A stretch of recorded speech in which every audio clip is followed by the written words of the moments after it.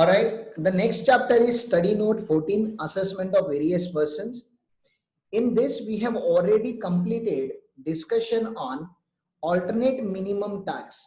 Okay, this discussion was the most important discussion which is completed from my side, and I had requested you guys to go through this particular AMT, because if question is frame on AMT, believe me, less than 10% student, this is the percentage, less than 10% students are going to solve that particular question.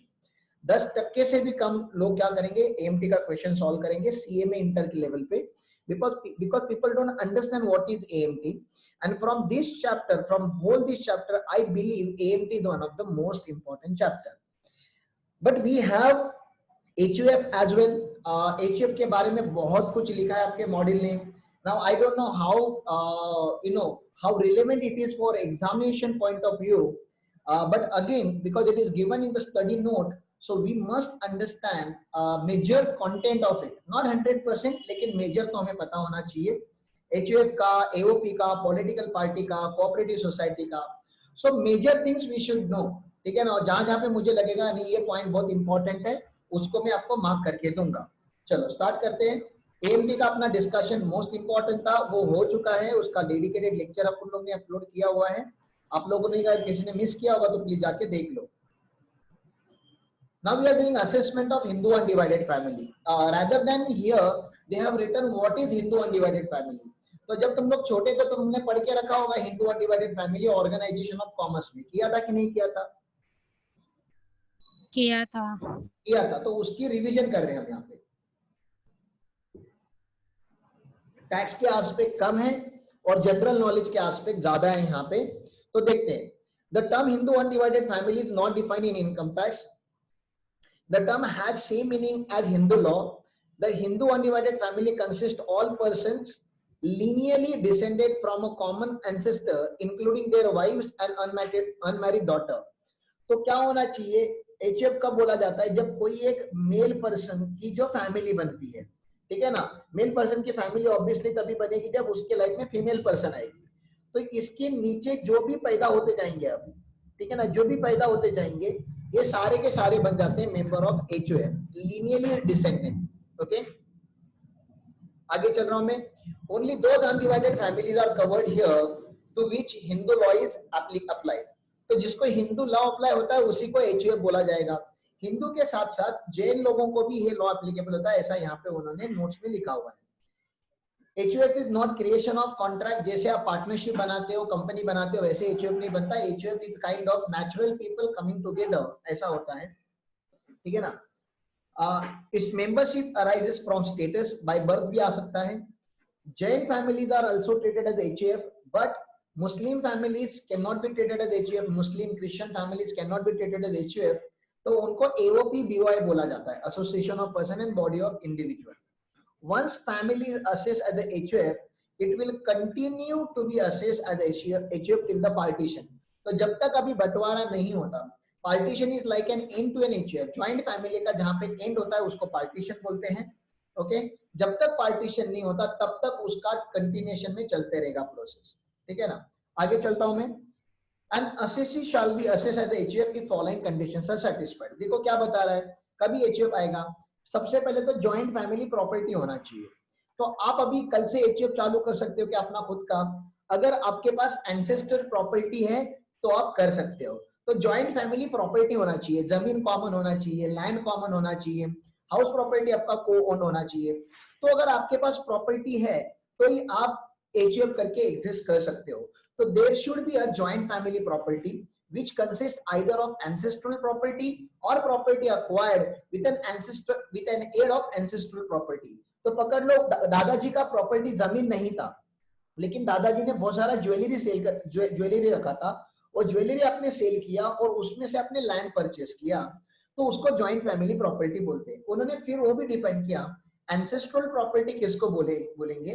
तो either somebody from your family who is the male member, ठीक है ना, उसने इसको purchase किया होना चाहिए, या तो असेसी के फादर ने या ग्रैंडफादर ने या ग्रेट ग्रैंडफादर ने.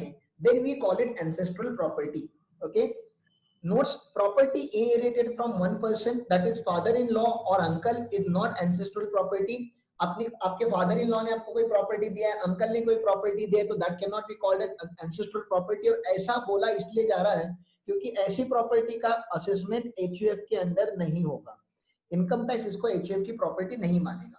आगे उन्होंने क्या बोला, in following cases income of ancestral property taxable as HUF. तो उन्होंने अलग अलग एग्जांपल दिए हुए कि कौन सी प्रॉपर्टी फिर आप असेस कर सकते हो। यहाँ पे family of widow mother and son, समझ रहा है, यहाँ पे फादर की डेथ हो चुकी है, अब बच कौन गए घर में, विडो मदर एंड सन। अब सन मेजर भी हो सकते हैं, माइनर भी हो सकते हैं, फिर भी एचयूएफ चलेगा।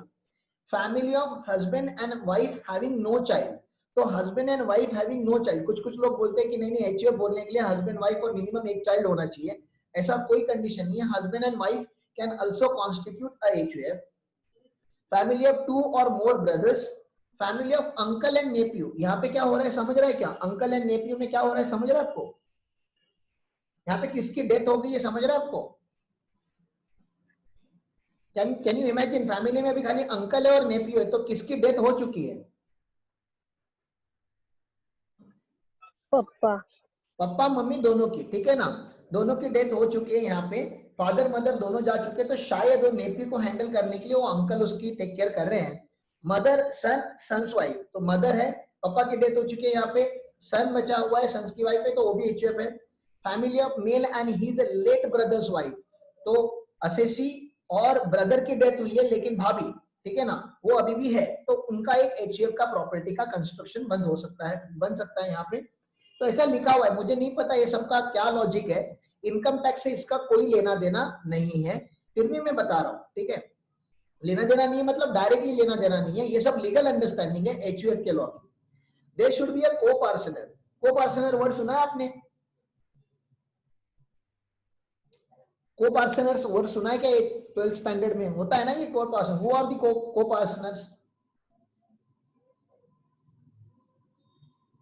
ये बोलो, को-पार्सनर्स का मतलब क्या होता है आपको पता तो होगा, तुम लोगों का सबका 12th स्टैंडर्ड हो गया है ना,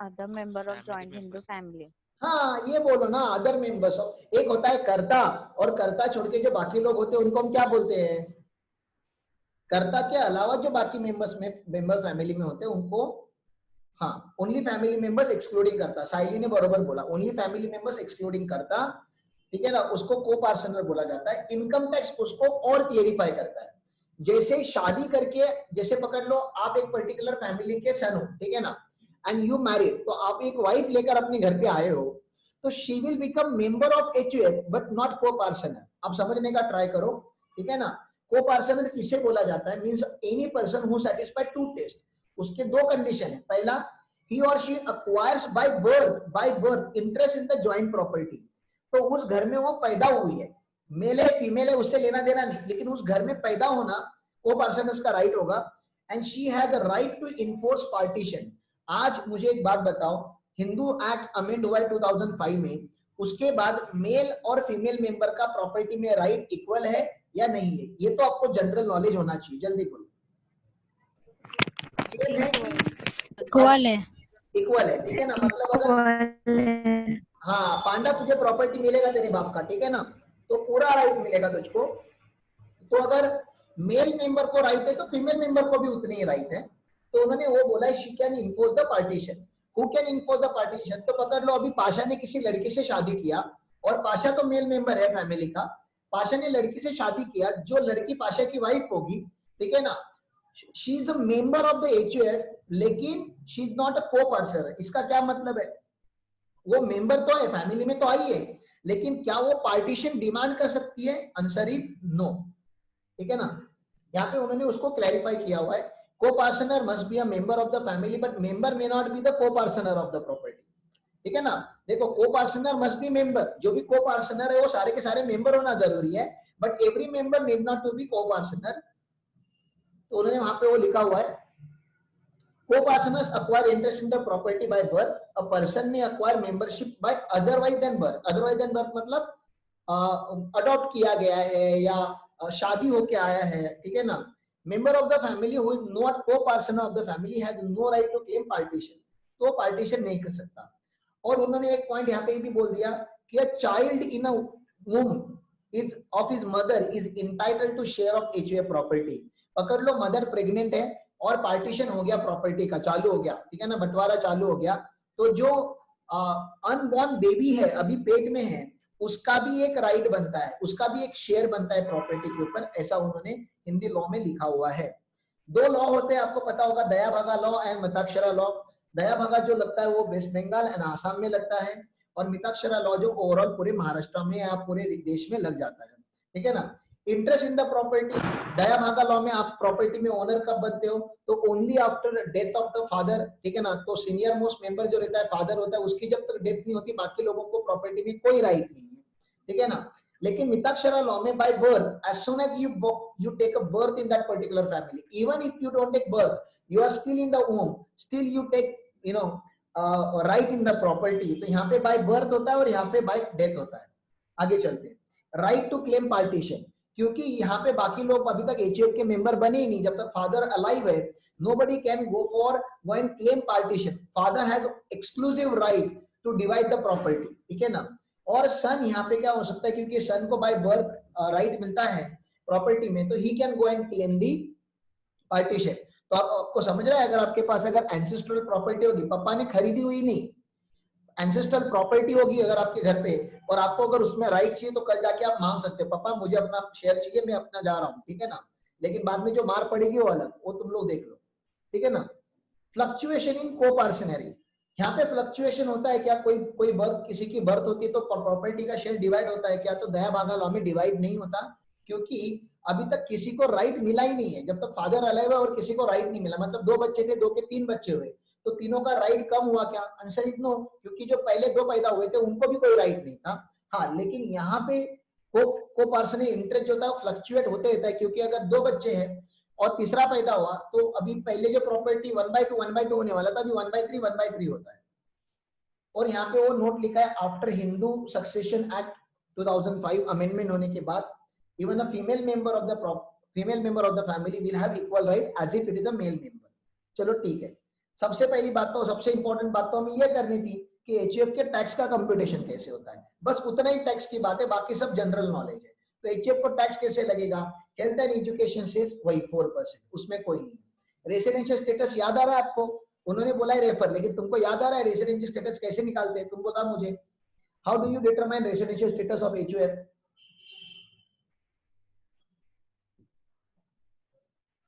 मैनेजमेंट एंड कंट्रोल। हाँ, मैनेजमेंट कंट्रोल, क्या आगे भी बोलना पांडा? मतलब इंडिया के अंदर रहेगा तो रेसिडेंट, बाहर रहेगा तो नॉन रेसिडेंट। ऐसा लिखा है उसमें, इंडिया में रहेगा तो रेसिडेंट, बाहर रहेगा तो नॉन रेसिडेंट। हाँ, क्या लैंग्वेज है? wholly and partly if हाँ, management partly control बोल is रहा है ना। inside India मेरा is क्वेश्चन वही था, थोड़ा इंडिया में होगा थोड़ा इंडिया के बाहर होगा तो क्या करोगे? थोड़ा इंडिया के अंदर हुआ तो रेसिडेंट। हाँ, तो वही बता रहा हूँ ना, Holi and partly in India, management control Holi and partly in India, तो wholly outside Holi outside India होगा तो नॉन रेसिडेंट, तो ऐसी बात करनी है वो। Non resident. हाँ, computation of income under various head, तो सारे हेड में इसका इनकम कंप्यूट हो सकता है, लेकिन एचयूएफ को सैलरी मिल सकती है क्या, सैलरी, क्या एचयूएफ किसी का एम्प्लॉय बन सकता है? नहीं ना, एम्प्लॉय एक ही टाइप का एसएससी बन सकता है, इंडिविजुअल, कंपनी, फर्म, एचयूएफ थोड़ा क्या एम्प्लॉय बनता है। तो जैसे हेड्स में आप इनकम कंप्यूट करते हो नॉर्मल इंडिविजुअल के लिए, वैसे एचयूएफ के लिए भी करना। क्लबिंग ऑफ इनकम भी नॉर्मली जैसे लगता है वैसे इसको एचयूएफ को भी लगता है। Set of and carry forward के रूल जो नॉर्मल है वो सारे इनको भी है। लीडरशिप के चैप्टर में हमने देखा है बहुत सारी जगह पे एलिजिबल एसएससी, इंडिविजुअल एचयूएफ, जहाँ पे एचयूएफ लिखा है वो सारे डिडक्शन मिल जाएंगे। रिटर्न एंड असेसमेंट जैसे इंडिविजुअल का होता है वैसे इनका ही होता है। एडवांस तक जैसे इंडिविजुअल को लगता है वैसे इनको भी लगता है। तो आपको मैंने नया क्या पढ़ाया? नया तो कुछ भी नहीं पढ़ाया, ठीक है ना। Remuneration to member of HUF due to investment of HUF fund, ठीक है ना। अब मुझे एक बात बताओ, रेम्यूनरेशन अगर आपने दिया, ठीक है ना, रेम्यूनरेशन अगर आपने किसी मेंबर को मिला है due to investment of HUF fund, ठीक है ना, पैसा किसने लगाया हुआ है? एचयूएफ ने लगाया हुआ है। और पैसा कमा कौन रहा है? कोई पर्टिकुलर मेंबर, तो उसको एचयूएफ का इनकम माना जाएगा कि मेंबर का इनकम माना जाएगा? एचयूएफ की आप समझो ना, आपकी फैमिली में से फैमिली का जो कॉमन इनकम है उसमें से आपने कुछ शेयर्स खरीदे या आप डिवेंचर्स खरीदे हुए हैं, आपके नाम पे खरीदे गए, लेकिन ना वो पैसा जो है वो एचयूएफ ने लगाया हुआ है, तो ये इनकम एक्चुअल में किसका माना जाएगा? आपका, मेंबर का, या एचयूएफ का? एचयूएफ का। एचयूएफ का। तो उन्होंने वही किया हुआ है, where a joint fund is invested in a company or firm or fees or remuneration is received by any member of HUF as a director or a partner from such company or firm by virtue of such investment shall be treated as the income of HUF. तो बोलता है कि वो HUF का income है. On the other hand, where such remuneration is received by virtue of service rendered by such member, तुमने मेहनत करके अगर कमाया होगा पैसा, obviously it is in your personal capacity, not in the family capacity, तो वो आपके हाथ में टैक्स हो जाएगा. तो उसमें कोई बड़ी बात नहीं है. Income from ancestral property may not be taxed in the hands of HUF in certain cases. कौन से केसेस में HUF के हाथ में टैक्स नहीं होगा? तो दया भागा लॉ यहाँ पे फॉलो होता है. दया भागा लॉ कहाँ पे फॉलो होता है? असम एंड वेस्ट बंगाल. क्योंकि वहां पे जो प्रॉपर्टी का इनकम आता है वो फादर के हाथ में आता है, तो HUF के हाथ में टैक्स नहीं होना चाहिए. बाकी किसी का भी राइट नहीं है ना. दया भागा लॉ के हिसाब से जो प्रॉपर्टी में राइट है, प्रॉपर्टी के एक्सक्लूसिव राइट है, वो फादर के पास होते हैं. तो उन्होंने बोला जहां पे दया भागा लॉ लगता है वहां पे आपका प्रॉपर्टी का टैक्स फादर के हाथ में टैक्स होगा. रेम्यूनरेशन टू कर्ता. अब कर्ता तो एचयूएफ के लिए काम करता है, तो आपको नहीं लग रहा कि कर्ता को कुछ रेम्यूनरेशन देना चाहिए एचयूएफ? बोलो, कर्ता should get paid.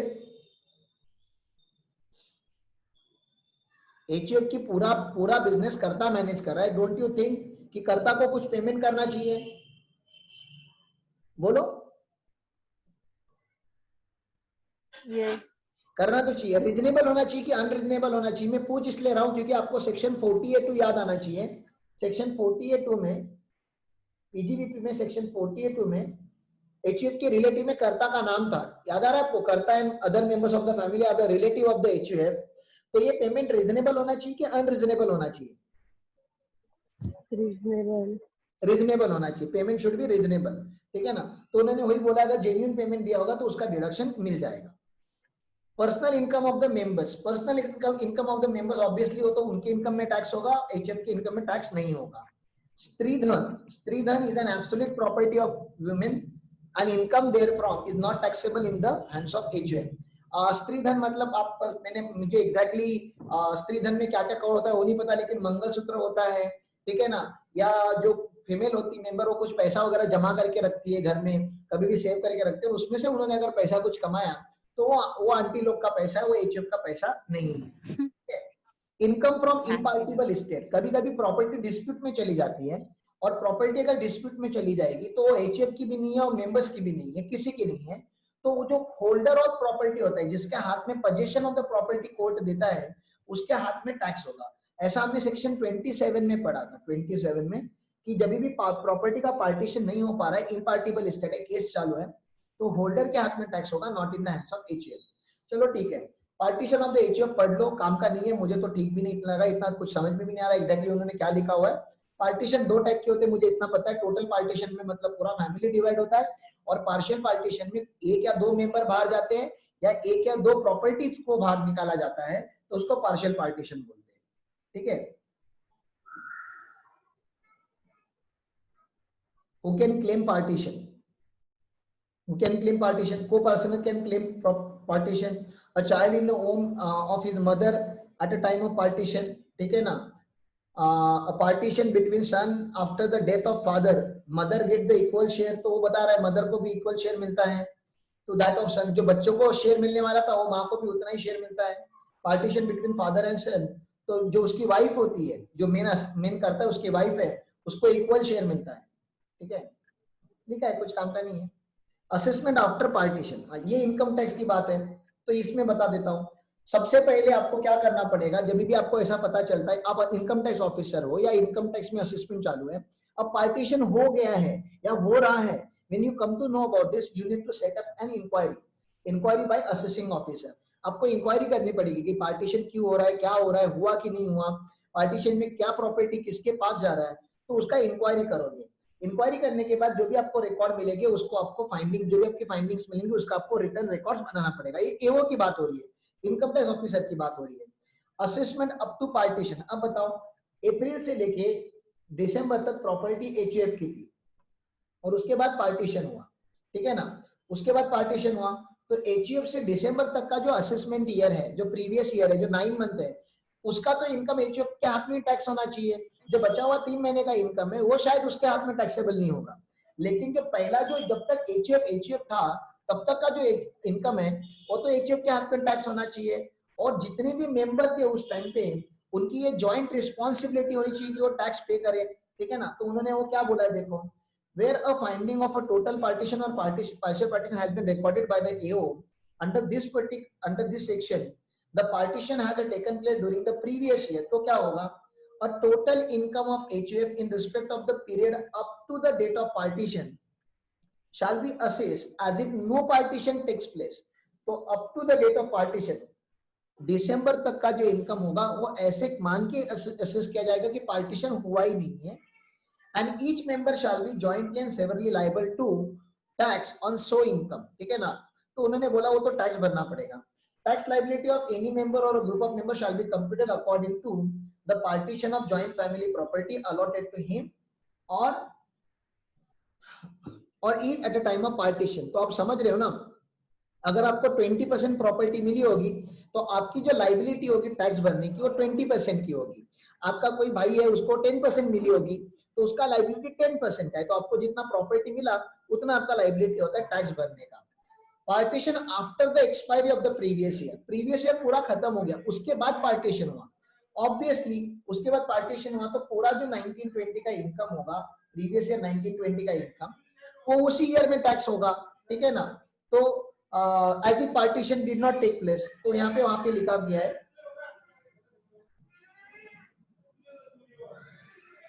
total income of the previous year of the joint family shall be assessed as if no partition taken place। बस notice of partition after assessment, ठीक है ना। if AO find after completion of the assessment, HF को कुछ notice देना था, क्योंकि notice कभी कभी 6-6 साल में आता है, ठीक है ना। कभी कभी ये बच्चा जो रोता है ना यहाँ पे, उसका क्या किया जा सकता है, बंद कर, चॉकलेट दे दो। चॉकलेट रोज दिन में 4 बार रोता है। आइसक्रीम दे दो, आइसक्रीम। हाँ, मेरे बाबा की शादी चालू है जो उसको आइसक्रीम दे दूं। मेरा तो मन करता है कि उसको जाके बाथरूम में बंद कर दूं, लेकिन नहीं कर पा रहा क्योंकि अपना प्रोडक्ट नहीं है ना। चलो ठीक है, मैं बता रहा था कभी कभी नोटिस सेंड करनी होती है डिपार्टमेंट को 4 साल पहले के मैटर के ऊपर, 3 साल पहले के मैटर के ऊपर, तो डिपार्टमेंट नोटिस किसे सेंड करेगा। एचयूएफ तो पार्टीशन हो चुका है, तो उन्होंने बोला जो मेंबर उस टाइम पे थे उनको नोटिस चले जाएगा, ठीक है ना। तो वो तो चलता है, उसमें कोई नहीं।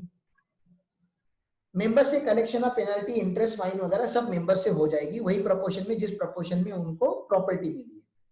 Treatment in case of partial partition taken place after 31 दिसंबर। तो अगर पार्शियल पार्टीशन होगा अभी तो उन्होंने बोला एचयूएफ तो अभी भी है ना, मतलब 5 भाई, ये 5 में का एक भाई छोड़ के बाहर जा रहा है, तो बाकी 4 तो एचयूएफ में बिजनेस कंटिन्यू कर ही रहे हैं, तो उसका आप इतना क्यों टेंशन ले रहे हो। तो एचयूएफ का as it partition has not taken place, आप कंटिन्यूएशन करो। और एओ के ऊपर जो कंडीशन था, ये सब इंक्वायरी करो, रिकॉर्ड्स करो, वो सब उसके एओ को भी हमने क्या कर दिया, मुक्ति दिला दी। No claim that partition has taken place shall be required under section 171। तो एओ को हमने रिलैक्स कर दिया, आपको कोई रिकॉर्डिंग्स मतलब कोई रिकॉर्ड्स वगैरह रखने की जरूरत नहीं है इनकम टैक्स को। Such family shall continue to be liable as under this act as if no partition taken place, मतलब वो एचएफ जैसे चलता था वैसे ही चलते रहेगा। And each member of the group of member of the family immediately before partition and the family shall be jointly and severally liable to tax and penalty। तो obviously जब पार्टीशन के पहले जितने भी लोग थे और उसका अगर कभी मैटर ओपन हुआ तो यहाँ तक का जो टैक्स होगा उसके लिए सबका जॉइंट रिस्पॉन्सिबिलिटी होगा। 5 भाई थे तो 5 भाई का होगा। बस एचएफ खत्म हो गया। एचएफ के ऊपर एक क्वेश्चन इधर नहीं मिला, आगे किधर मिलेगा तो देख लेंगे। Political party, sir political party का असेसमेंट होता है? हाँ होता है।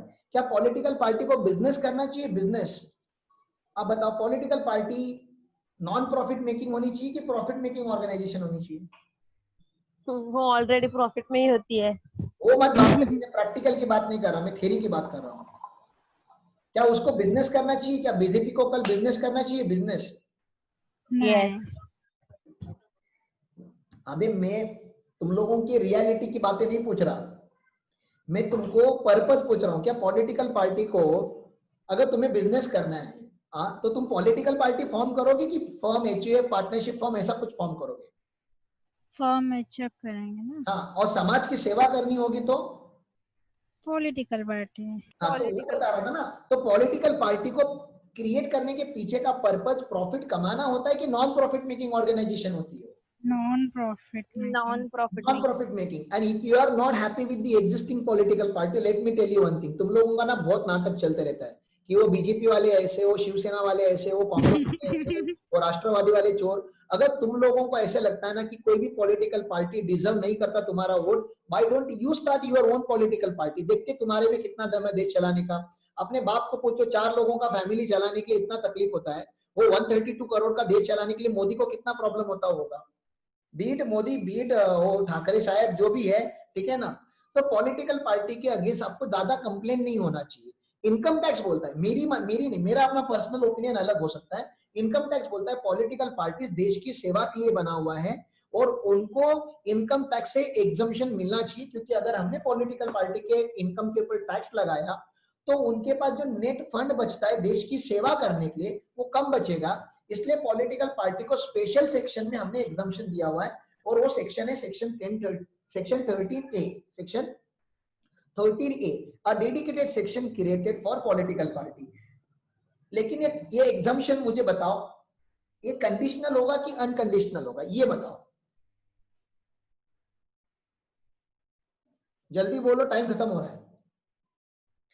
एग्जम्पशन कंडीशनल होगा अनकंडीशनल होगा? कंडीशनल। ऑब्वियसली कंडीशनल होगा। तो सबसे पहले उन्होंने बोला आपकी political party section 29A of the representation of the people act में रजिस्टर्ड होनी चाहिए, मतलब अनरजिस्टर्ड पॉलिटिकल पार्टी को ये बेनिफिट नहीं मिलेगा। Next, books of account maintain करना मैंडेटरी होगा क्या ऑप्शनल होगा? मैंडेटरी। मैंडेटरी, ठीक है। फिर उन्होंने बोला अगर आपको 20,000 के ऊपर अगर कोई भी डोनेशन देता है, 20,000 के ऊपर अगर आपको कोई भी डोनेशन देता है तो उसका आपके पास डिटेल रिकॉर्ड होना चाहिए। वॉलेंट्री कॉन्ट्रीब्यूशन, क्योंकि पॉलिटिकल पार्टी को तो मेजोरिटी पैसा कॉन्ट्रीब्यूशन में से आता है। वो कॉन्ट्रीब्यूशन वो लोग कैसे लाते हैं उसकी प्रैक्टिकल बात नहीं कर रहा, वो वॉलेंट्रीली है, इनवॉलेंट्रीली, फोर्सफुल है, गन रख के लिया था, वो सब बातें नहीं। लेकिन 20,000 के ऊपर अगर आपको डोनेशन आता है तो आपको उसका रिकॉर्ड रखना पड़ेगा, सारा डिटेल, नेम, एड्रेस वगैरह सब रखना पड़ेगा। बताओ ऑडिट मैंडेटरी होगा कि ऑप्शनल होगा? ऑडिट, चार्टर्ड अकाउंटेंट्स का ऑडिट है, चार्टर्ड अकाउंटेंट्स का ऑडिट। अरे मैं अपनी लाल कर लेता हूँ, लाल करनी है मुझे अपनी, लाल, चार्टर्ड अकाउंटेंट का ऑडिट। जल्दी बोलो, ये लाल नहीं तो पिंक हो गई। पिंक ही है। पिंक है। अरे क्या करो, भी लाल कलर मिल नहीं रहा इधर लाल करने का। चलो पीली नहीं कर, मिलेगा लाल करने को, पिंक है पिंक। पीली कर लेता हूँ। एक पीला इसमें ऐड करने के बाद लाल हो रहा है। और ऑरेंज ऑरेंज है। Is orange, pink orange. एक मिनट सालों में लाल करके ही रहूंगा। जाओ, chartered accountant, chartered accountant, black और ब्राउन मिक्स करो। हाँ अभी मैं और जल्दी करता हूँ, डॉक्टर गुलाटी बनता हूँ यहाँ पे। कलर मिक्स करने चालू करता हूँ, टैक्स नहीं पड़ा था, ठीक है ना। हाँ, मैं अरे बता, करो, ब्लैक ब्राउन होएगा रेड। मुझे बताओ चार्टर्ड मिल पाएगा। ऑडिट मैंडेटरी होगा कि ऑप्शनल होगा? मैंडेटरी बोला तो मैंडेटरी। मैंडेटरी होना चाहिए ना, क्यों? क्योंकि वो हमें देखना पड़ता है पॉलिटिकल पार्टी कहीं चोरी ना कर ले। बोलो कैश में डोनेशन आना चाहिए कि इनके पास कैश में? पॉलिटिकल पार्टी के पास कैश, नेताओं के पास कैश नो नहीं आना चाहिए। तो उन्होंने 2000 का कैपिंग लगाया हुआ है। इसके पहले भी आपने 2000 का कैपिंग कहीं पढ़ा हुआ है, याद है आपको? यस, डिडक्शन के अंदर। एटीजी में पढ़ा था आपने कि एटीजी में अगर किसी को डोनेशन दोगे तो 2000 के ऊपर देने नहीं है। यहाँ पे लेने के ऊपर कंडीशन है, यहाँ पे लेने के ऊपर कंडीशन है कि पॉलिटिकल पार्टी 2000 के ऊपर पॉलिटिकल डोनेशन कैश में नहीं लेगा, ठीक है ना। तो नहीं लेना चाहिए। उसके बाद अगर 2000 के बाद अगर कुछ भी लेना है तो अकाउंट पे चेक, अकाउंट पे ड्राफ्ट, ईसीएस के थ्रू लेना चाहिए, ऐसा उन्होंने बोला हुआ है। Return of income, return of income बिल्कुल फाइल करना पड़ेगा, मैंडेटरी है इनको रिटर्न ऑफ इनकम फाइल करना। और चार्टर्ड अकाउंटेंट का या जो रिपोर्ट बनता है सब, ठीक है ना, वो इलेक्शन कमीशन इसी को भी ये रिपोर्ट जाना जरूरी है, 20,000 के ऊपर किसने किसने डोनेट किया उसका, ठीक है ना। अब एग्जम्पशन किस इनकम में से दिया है इनको? पॉलिटिकल पार्टी का सैलरी का इनकम हो सकता है क्या? सैलरी का इनकम फ्रॉम सैलरी, जल्दी बोलो हाँ या ना। पॉलिटिकल पार्टी का इनकम फ्रॉम सैलरी होगा या नहीं होगा? जनरल कॉमन नहीं। और बिजनेस होना नहीं चाहिए, क्योंकि पॉलिटिकल पार्टी को बिजनेस करने के लिए हमने बनाया नहीं है। तो बचे 3 हेड, कौन से 3 head? House property, capital gain और आईएफओएस। तो देखो कौन से हेड का इनकम एग्जम्प्ट है? हाउस प्रॉपर्टी का फुल्ली एग्जम्प्ट, आईएफओएस का फुल्ली एग्जम्प्ट और कैपिटल गेन का फुल्ली एग्जम्प्ट, मतलब PGBP taxable, PGBP taxable, PGBP taxable. और वॉलंटरी कंट्रीब्यूशन मिला तो वो भी एग्जम्प्ट। क्वेश्चन देख लेते हैं फटाफट। The books of account maintained by national political party registered with election commission for the year ended 31st March is disclosed as under. Rent of the property at Chennai, rent to exempt हो गया, बरोबर ना? taxable और exempt, rent to exempt ना? Hello, देश की सेवा कर रहे हो लोग। rent taxable या exempt, जल्दी बोलो। अरे तो अभी इधर लिखा है एग्जम्पशन क्या क्या मिलता है। एग्जाम हरामी बच्चे हो एक नंबर के तुम लोग, चाबुक लेके मारना चाहिए तुम लोगों को। हाँ, interest on deposit other than bank, ये आईएफओएस का इनकम है, बोलो टैक्सेबल और एग्जेम्प्ट? एग्जेम्प्ट, एग्जेम्प्ट, आईएफओएस भी एग्जेम्प्ट है। कंट्रीब्यूशन फ्रॉम 100%, 100 लोगों से कंट्रीब्यूशन लिया है, ठीक है ना, एंड रिसीव थ्रू अकाउंट पे चेक, 21,000 लिया हुआ है। हमने क्या बोला? 20,000 के ऊपर लोगे तो आपको रिकॉर्ड मेंटेन करने पड़ेगा, और उसने रिकॉर्ड मेंटेन करके इलेक्शन कमीशन को रिकॉर्ड दिए हुए, और उसका मोड ऑफ पेमेंट 2000 के बाद मोड ऑफ पेमेंट होना चाहिए अकाउंट पे ही, बरोबर। तो डोनेशन जो लिया है वो भी तो एग्जाम, वॉलंटरी कंट्रीब्यूशन वो भी क्या है? एग्जाम। दिख रहा है आपको? सारे कंडीशन कंप्लाई हो गए, exam. Net profit from cafeteria run in premises at Delhi, तो उनका कोई बड़ा ऑफिस होगा वहां पे दुकान, मतलब बड़े ऑफिस के बाहर एक कैफेटेरिया चालू किया, ये तो बिजनेस इनकम है। बिजनेस इनकम क्या हो जाता है? टैक्सेबल। तो 4 इनकम में का 3 इनकम एग्जेम। देखो इतना इजी क्वेश्चन था, 4 इनकम में का 3 इनकम एग्जेम, और बच गया जो वो 3000। सर एग्जाम्पशन 10 सेक्शन 10 में हो रहा है? नहीं, ये असेसी स्पेसिफिक एग्जाम्पशन है, ये इनकम स्पेसिफिक नहीं है। अदरवाइज इनकम टैक्सेबल था, असेसी पॉलिटिकल पार्टी करके एग्जाम्प्ट है। ओके, हाँ चलो आगे। हाँ, ऐसा ही एक छोटा सा क्वेश्चन आया सेक्शन 10 13A, 13B, 13A हमारा हो गया, 13B जो है, हाँ सर, पेशेंस।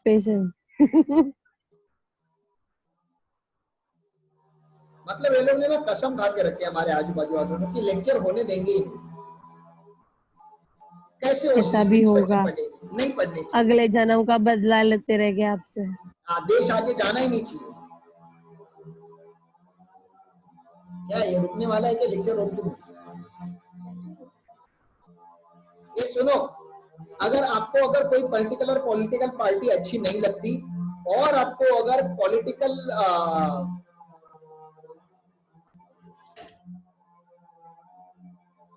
ये भी बंद कर दो, सब बंद कर दो। मैं क्या बता रहा हूं, अगर आपको पॉलिटिकल पार्टी अगर अच्छी नहीं लगती, और फिर भी आपका अगर पॉलिटिकल रीजन के लिए कंट्रीब्यूट करना है, तो एक इलेक्टोरल ट्रस्ट करके गवर्नमेंट ऑफ इंडिया का फंड होता है, देश की भलाई के लिए आप उस फंड में डोनेट कर सकते हो। यहाँ पे उस फंड की बात की जा रही है कि वो फंड जो है इलेक्टोरल ट्रस्ट, वो एग्जेम्प्ट है यहाँ पे, ठीक है ना। Electoral trust means a trust approved by board मतलब सीबीडीटी ने, ठीक है ना, सीबीडीटी ने अप्रूव किया हुआ है in accordance with scheme made in this regard by the central government। तो ये सेंट्रल गवर्नमेंट ने क्रिएट किया हुआ एक इलेक्टोरल ट्रस्ट होता है जो पॉलिटिकल पार्टीज को सपोर्ट करता है, ठीक है ना। Exemption to electoral trust, condition बोलो क्या क्या लिखा है उन्होंने? Such trust must be approved by CBDT, ठीक है। सच ट्रस्ट, ये 95% जो है ना, ये मल्टीपल चॉइस क्वेश्चन, इसलिए मुझे ये पूरा सेक्शन बोलना पड़ा। तो अगर इसके पास इस साल में 100 लाख आते हैं फंड के पास, तो 95 लाख प्लस डिस्ट्रीब्यूट हो जाना चाहिए। 100 लाख जमा करके तुमको एफडी बना के इन्वेस्टमेंट वगैरह नहीं कराना है। 100 लाख अगर आपने जमा किया करंट ईयर में, तो minimum 95%, more than 95% must be spend on political party. देखो क्या बोलता है, such trust distributes 95% of aggregate donations received by it during the previous year along with surplus if any brought forward, मतलब last year का कुछ बचा होगा तो वो भी आपको डिस्ट्रीब्यूट कर, तो टोटल पैसा ओपनिंग प्लस करंट ईयर में जितना आपके पास पैसा आया हुआ है उसका 95% आपको डिस्ट्रीब्यूट करना पड़ेगा to political party registered under section 29A, तो आपको डिडक्शन मिल जाएगा, एग्जम्पशन मिल जाएगा। Such electoral trust function in accordance with made by central government. Exemption क्या दिया है? वॉलंटरी कंट्रीब्यूशन, और कोई एग्जम्पशन नहीं है, जो भी वॉलंटरी कंट्रीब्यूशन मिलते हैं खाली वही एग्जाम, बिजनेस करेंगे, कैपिटल गेन कमाएंगे, आईएफओएस करेंगे, वो टैक्सेबल हो जाएगा। मैंने क्या क्या बोला समझा? मेरे पास 1 मिनट बचा हुआ है। क्या आपको मैंने 3 आइटम पढ़ाए यहाँ पे, एचयूएफ, पॉलिटिकल पार्टी, ट्रस्ट, क्या तीनों थोड़ा थोड़ा समझ में आया?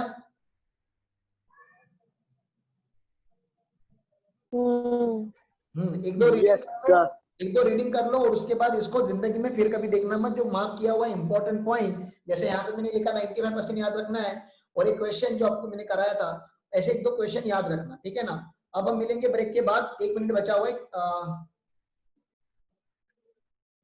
11:15 हुआ है, 11:30 को लॉग इन करें। 11:30 लॉग इन करते हो, पता नहीं वो रिपीट कर रहे हैं ना, शायद तब तक रुक जाए। 11:30 विल स्टार्ट एट 11:30। चलो।